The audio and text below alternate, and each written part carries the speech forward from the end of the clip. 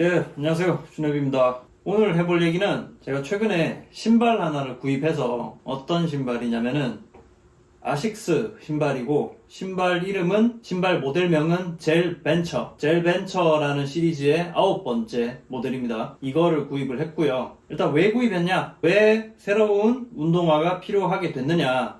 그거를 먼저 말씀드리면은 제가 기존에 신던 일상화, 제가 조깅을 할 때 신는 그런 전문 신발이 아니라 평상시에 신는 신발이 누구에게나 필요하죠. 그런 용도로 신던 신발이 바로 이건데요. 낡았죠. 요거는 나이키사의 준 보메로 5, 준 보메로의 5탄 그 모델인데 이거를 구입한 게 2018년 영국의 미스터 포터라는 온라인 샵에서 연말이 되면은 시즌 오프 세일을 하거든요. 그래서 미스터 포터에서 2018년 연말에 50% 할인을 받고 한 8만원? 9만원 정도 주고 구입을 했던 그런 신발인데요. 겉보기로는 좀 낡았지만 멀쩡해 보이지만은 어떤 문제가 있었느냐 하면은 요 신발이 중창이 좀 원래 좀 물렁물렁한 그런 쿠션을 지닌 신발이었거든요. 그런데 이 운동화라는 거는 이 쿠션이 결국에는 어떠한 스폰지의 재질이란 말이죠. 그런데 이 스폰지라는 재질은 오래 사용하면은 압착이 돼서 눌리고 공기와 닿으면서 산화가 되면서 물성이 조금 열화되는 그런 특성이 있죠.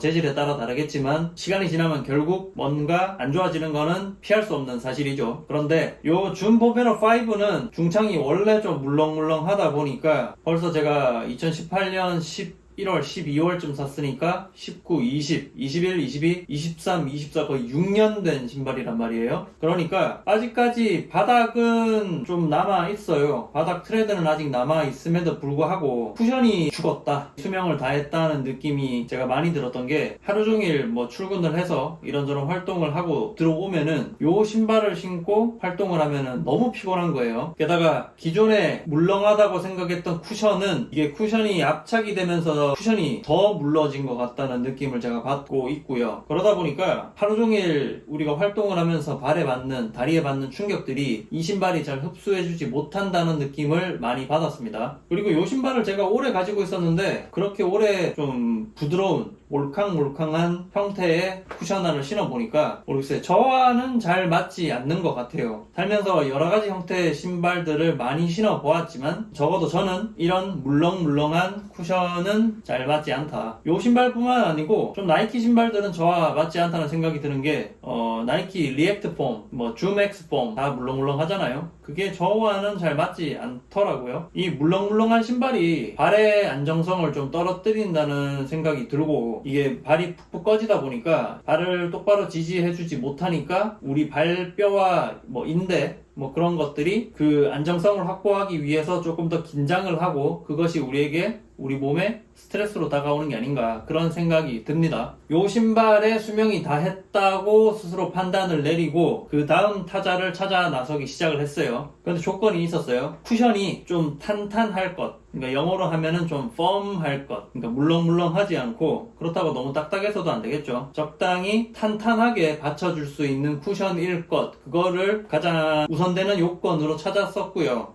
그 다음에는 가격이 적당해야겠죠. 아무리 좋은 신발이라도 이런 소모품에 불과한 운동화가 너무 비싸면 곤란하고 어떤 재화를 구매하든 간에 그 재화가 우리에게 줄 수 있는 효용, 그리고 우리가 느끼는 만족감, 그것과 우리가 물건을 구매를 할 때 지출하는 그 비용은 적절한 균형을 이루어야 마땅하죠. 우리 지갑은 화수분이 아니니까요. 그래서 그 모든 밸런스를 잘 맞출 수 있는 신발이 무엇냐를 한참 동안 좀 찾았습니다. 그래서 제가 결론적으로 구입한 신발이 요 아식스 젤벤처 9탄이고요. 제가 요 신발을 신고 일단 이 신발이 어떤 신발이냐를 먼저 간단하게 말씀드리면은 조금 투박하게 생겼죠. 투박하게 생겼고 끈도 그렇고 끈도 뭔가 등산화 끈 같죠. 그리고 바닥을 보시면 요 신발의 특성을 가장 쉽게 알 수 있으실 건데 패턴이 되게 굵단 말이죠. 요 나이키 준 보메로 그냥 이거는 메쉬 재질로 만들어진 대표적인 쿠션화 런닝화입니다. 얘 바닥은 트레드가 얘처럼 굵지도 않고 중간중간에 절개가 되어 있고 이 블록들이 하나하나 돌출이 되어 있죠. 그런데 얘는 요 트레드 블록이 되게 선이 굵은 모습을 보이고 한 판으로 다 거의 이어져 있는 모습을 보입니다. 실제로 요 젤 벤처 시리즈는 아식스에서 그 엔트리급 가장 낮은 가격대의 트레일 러닝화, 그러니까 트레일 러닝화라는 거는 일반적으로 운동하는 매끈한 노면에서의 활동을 얘기하는 게 아니죠. 자갈도 있고 약간 너무 험하지 않은 산지 등에서도 활동을 할 수 있게 설계된 그런 신발이라는 얘기죠. 그리고 제가 새 신발을 구매하기로 마음을 먹었을 때 제가 종종 산에 가는데 제가 과거에는 봄, 여름, 가을, 겨울 그냥 하나의 등산화로 다 썼었거든요. 그게 그리고 불편하다는 느낌이 없었는데 이게 이제 저도 30 중반이 넘어가고 나이를 먹어서 그런지 겨울에 신는 등산화를 여름에 신으니까 발이 너무 더운 거예요. 통풍이 안 된다는 얘기겠죠. 그리고 등산화의 가피 자체도 내부 재질도 여름에 쓰기는 이제는 너무 두껍고 좀 둔하다는 느낌이 들어서 이번에 이 활동화를 구입을 할 때에는 근교 너무 험하지 않은 산에도 갈 수 있을 것을 추가 요건으로 두고 검색을 했던 거예요.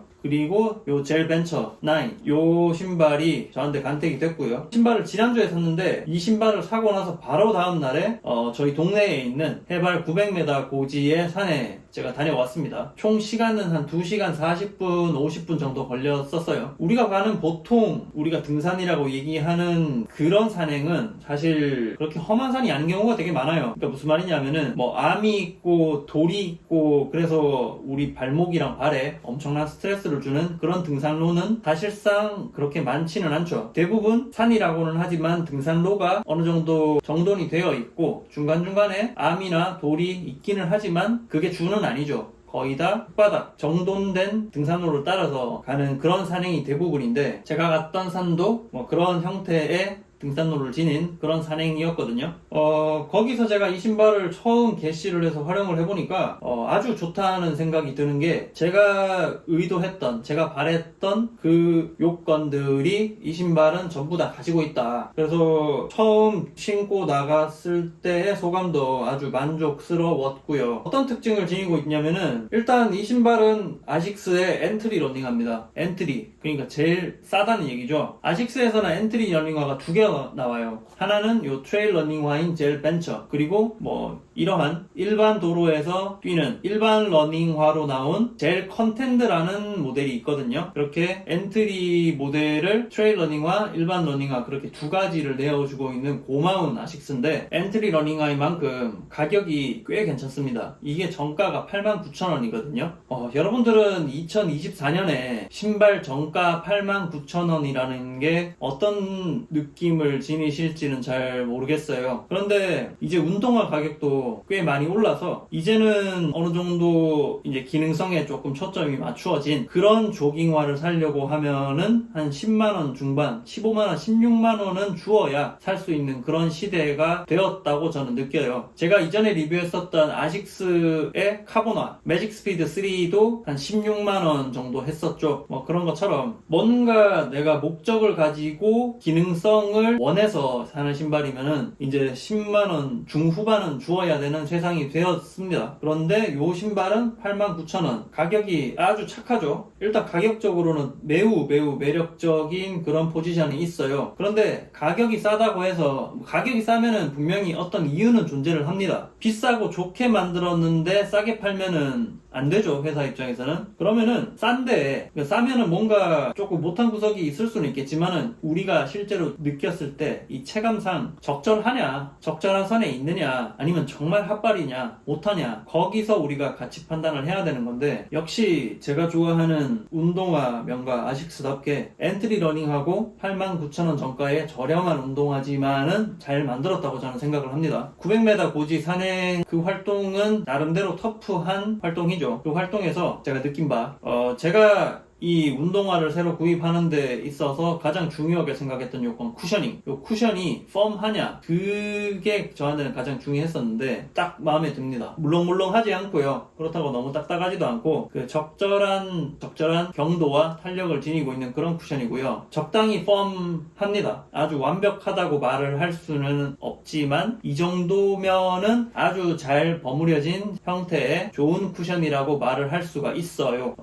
참 괜찮다고 생각이 들어요. 뭐 완벽하다는 얘기는 아닙니다. 그런데 우리가 세상 살아가면서 선택하는 모든 선택지가 100점짜리는 거의 없거든요. 거의 없기 때문에 우리가 가지고 있는 그 나름의 기준, 그 레인지 안에 들어오기만 하면은 합격을 줄 수 있는 거죠. 뭐 학점이 B뿔도 저는 잘한 거라고 생각을 해요. 원래 학점 B가 그렇게 나쁜 게 아닌데 그 외국에서는 학점 B 이꼴 굿이라는 의미인데 B뿔이면은 굿에서 조금 더 좋다는 얘기고, 뭐 좋다는 얘기인데 한국에서 학점 B는 bad나 병신 뭐 그런 이미지를 가지고 있는데, 우리나라 잘 사는 나라죠. 잘 살고 사람들 경쟁도 치열하고 뭔가 역량도 확실히 있는 그런 나라인데, 너무 좋은 거 하다 보니까 이 적당히 좋은 물건들이 평가절하되는 경향이 좀 많은 것 같다고 저는 느껴요. 조금 아쉽다는 생각이 듭니다. 왜냐면은 가격 대비 충분히 좋은 물건이 평가절하되어서 핫발이 못한 거, bad,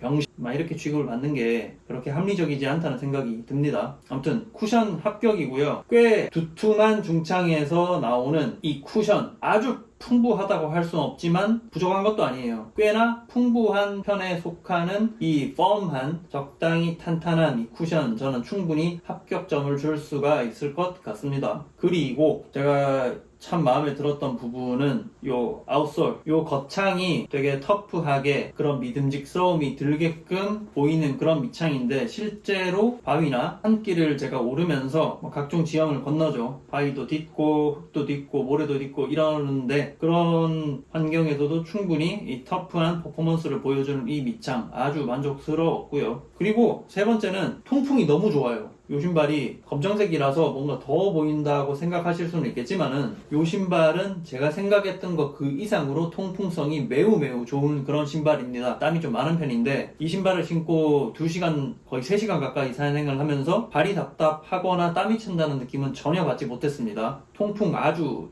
좋고요. 근데 이게 엔트리 러닝화 89,000원짜리 엔트리 러닝화니까 다 좋을 수는 없겠죠. 그러면 이 신발이 왜 저렴하냐, 왜 엔트리에 위치를 하고 있느냐, 그 이유도 분명히 있기는 있죠. 어디서 제가 그걸 느낄 수 있었냐면은, 요 재질이, 요 가피에 사용된 재질감이 아식스의 중상급 모델보다는 조금 떨어져요. 조금 떨어진다. 그리고 중창 소재도 앰플리폼이라고 하는 그런 폼인데, 아식스 중상급 기종에서 쓰이는 플라이폼 블라스트 플러스 그 중창보다는 뭐 얘가 급이 좀 낮나 봐요. 낮은데 실제로 신어봤을 때는 저는 꽤 이 중창도 괜찮다라는 생각이 들어서 저한테는 아무런 문제가 되지는 않고요. 요 재질감이 조금 싸 보이는 거는 사실입니다. 뭐 그래서 조금 저렴한 것 같고, 그리고 신었을 때 이 발을 죄어주는, 쫀쫀하게 죄어주는 느낌이 얘는 없어요. 그리고 요 신발의 혈화 그러죠, 텅, 요 설포도 분리형으로 되어 있어서 요즘에 뭐 퍼포먼스 러닝화는 요 가피랑 요 설포가 원바디로 이어져 있고 끈을 죄어서 발에 피팅을 할 때 보다 일체감이 넘치게 만드는 그런 게 요즘 트렌드인데, 얘는 그런 거 없고요. 우리가 아는, 익히 알던 그런 고전적인 운동화의 형태를 따르고 있습니다. 퍼포먼스 측면에서 보았을 때는 얘는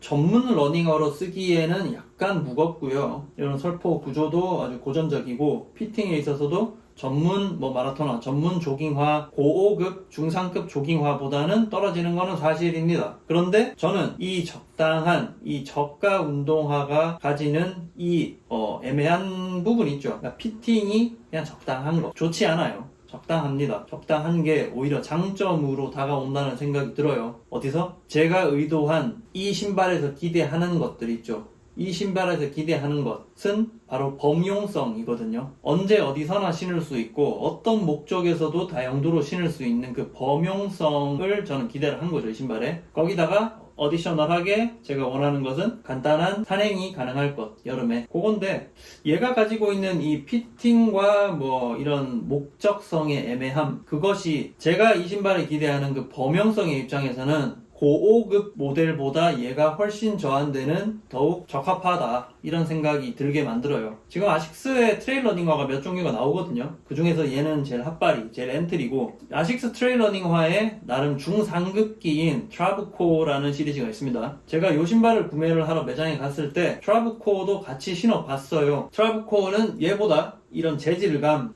구조, 요 중창, 모든 것이 얘보다 확실히 고급인 거는 맞습니다. 중창도 얘보다 더 두꺼워요. 그리고 신어보면은 요 메쉬 재질도 훨씬 고급감 넘치고 뭔가 더 있어 보이고 뭔가 더 좋아요. 하지만 저는 상급 기종인 트라브코를 선택을 하지 않고 엔트리 레벨에 있는 이 신발을 선택하고 좋아하고 있죠. 저는 트라브코보다 얘가 더 좋은 신발이라고 생각했어요. 제가 생각하는 그런 기준에서. 어떤 거냐? 트라브코는 일단 얘보다 2배가 비쌉니다. 가격이 2배가 비싸요. 가격이 2배가 비싸다는 거는 정말 많은 차이가 있는 거거든요. 9만원이 18만원 되고 9만원 차이 난다 이렇게 볼 수도 있겠지만은 1억짜리 집이랑 2억짜리 집, 5억짜리 집이랑 10억짜리 집의 차이인 거죠. 비율상은 그만큼 엄청난 가격 차이를 지니고 있다. 그래서 가격 면에서 일단 트라브코는 좀 불리하다. 얼마나 좋든 간에. 그런데 트라브코를 신어 보았을 때 저는 제 목적에 맞지 않다는 결론을 내렸어요. 어떤 점에서 그러냐면은 이 피팅입니다. 트라브코는 상급 러닝화인 만큼 고급 피팅 시스템을 갖추고 있거든요. 아까 말씀드렸던 이런 설포 구조나 여기 가피 재질이나 그런 것들이 얘보다 뭔가 테크니컬하게,